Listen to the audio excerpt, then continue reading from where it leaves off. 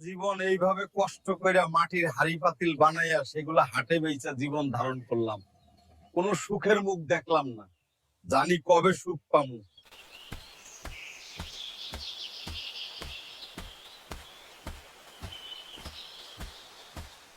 বেলা থাকতে থাকতে নদীর পাড় থেকে মাটি নিয়ে আইতে হইব।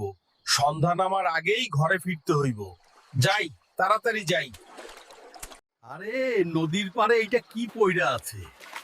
দেখে তো কলসি মনে হয়। দেখতে খুব সুন্দর। এটা বাড়ি নিয়ে যাই।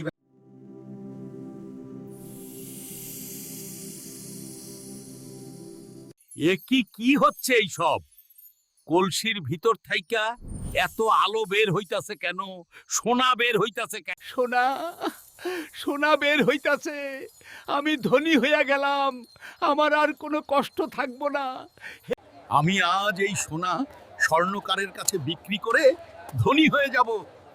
ধন্যবাদ উপরওয়ালা।